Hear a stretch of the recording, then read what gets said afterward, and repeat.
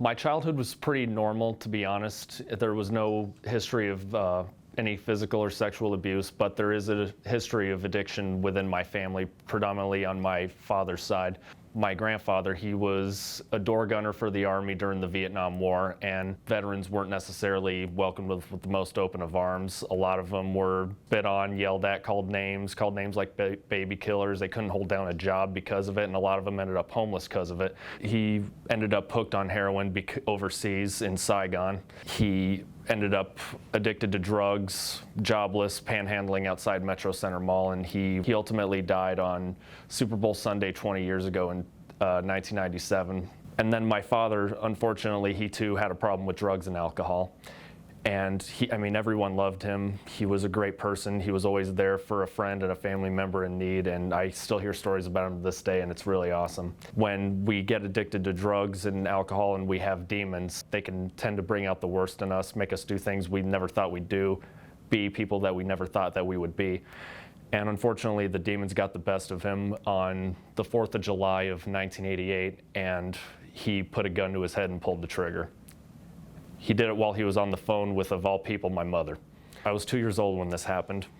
That didn't stop my mom from taking care of me. She pretty much taught me you can tell everything about a man by the way he treats women. She worked 2 waitressing jobs just to make sure I had anything that I could have asked for. I swore I would never do what my father did. I swore I would never drink.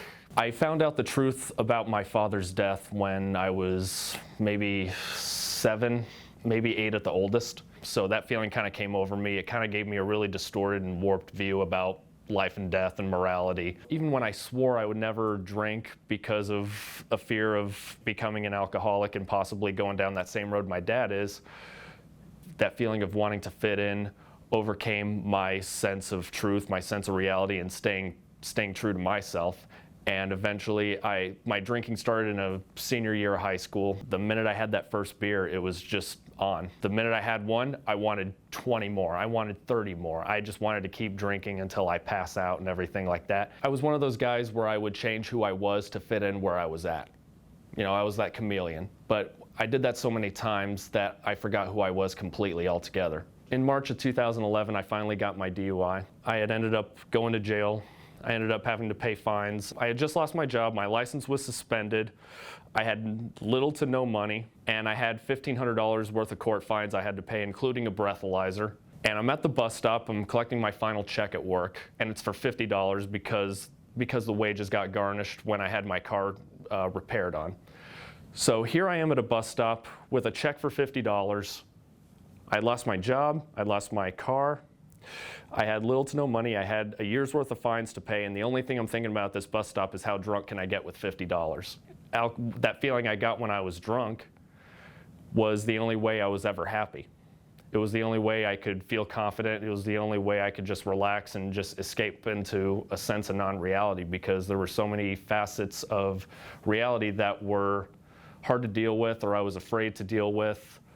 You know, looking back after all the times that I drove drunk, all the times that I drank myself into near fatal blood alcohol levels, I realized I should be either dead or locked up for a lot longer than one day that I spent in Tent City. I feel like my bottom came when what I had left to lose became more important than the next drink. And after a night of drinking myself to a near fatal blood alcohol level, it was somewhere in the 0.3s, I don't know exactly what, but it was a lot. And hitting my friend in the face and then coming to in my garage yelling at my mom this close to her face. I woke up knowing full well I should have been dead with how much I drank, and I just said, I'm done.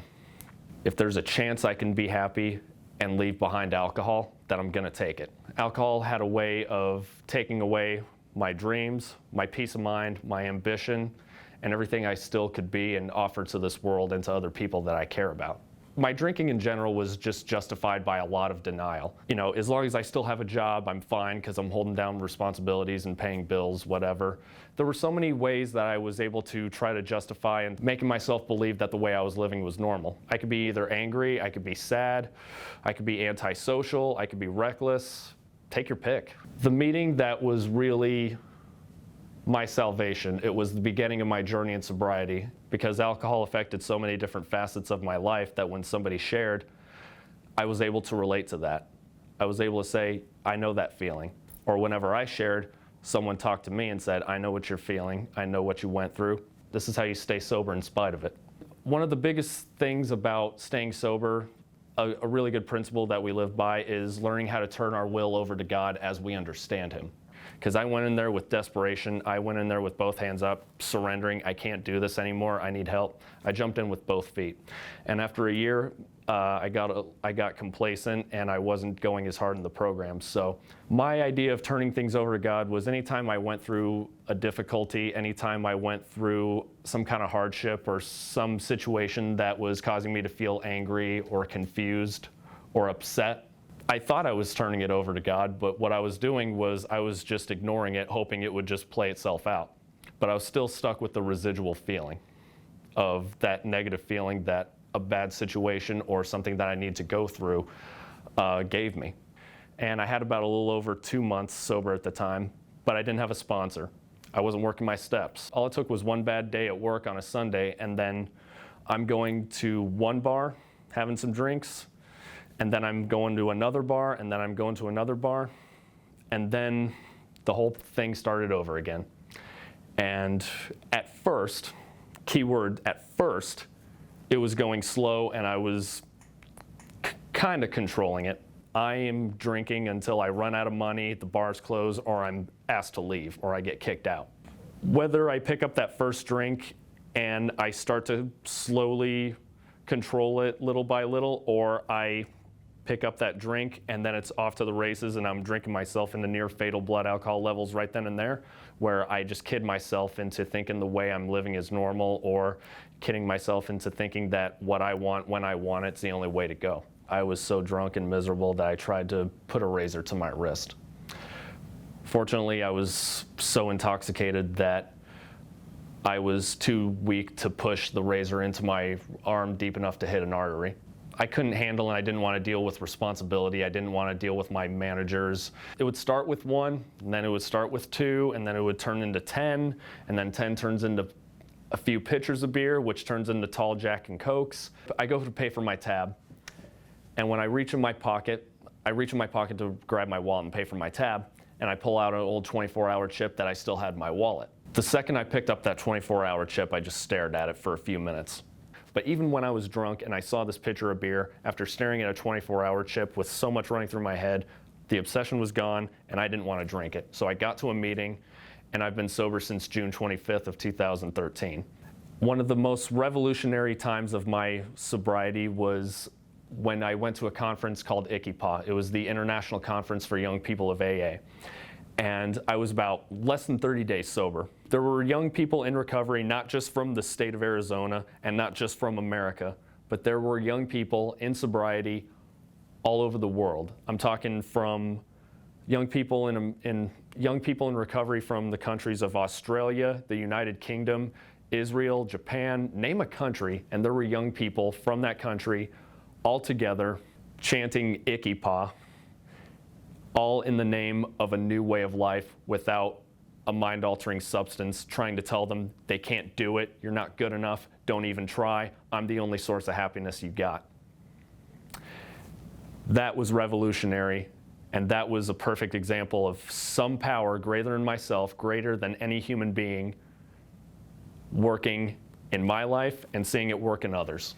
I think one of the biggest misconceptions in life is that once we get sober, we can't make mistakes or bad times aren't going to happen anymore. That's not the case. Have I made mistakes in my life in and out of sobriety? Absolutely. But I'm not my past, I'm not my mistakes, I'm not my shortcomings, I'm not my misgivings. How I conduct myself and the choices I make in spite of my past or in spite of my mistakes is what defines me. Being able to not let external factors or mistakes hold me down from my path. When I needed answers, I needed a new way of life, people didn't think twice about helping me. So it would be a huge disservice if I had to think twice or pick and choose who I help in recovery, who walks through that door needing a new way of life, needing answers on how to make life make sense. It's no different than a puzzle. You have pieces that you put together, it makes a picture. piece by themselves might appear useless because it's just one piece. As alcoholics, we want to see one piece of the puzzle and see the entire picture. Some pieces of sobriety represent getting a sponsor. Some pieces represent doing the steps. Some pieces represent being of service and all the other suggestions that go along with making a good program. Once we put them together, then the program starts to make sense. Everything falls into place and we see what the picture is. And what the picture is in recovery is who we are without alcohol and drugs, what our path is, what we're meant to do on this earth. The only difference between a regular puzzle and this analogy is that with a regular puzzle, there's only so many pieces and then you're finished. Every single day that I wake up and then go back to bed and I'm sober in between are always new opportunities for me to learn more about myself, the program, my higher power, and the world around me than I can fit into my whole range of intellectual and spiritual comprehension. As long as I do that, I hold myself accountable. I can learn from my mistakes and not be weighed down by them or let them define me.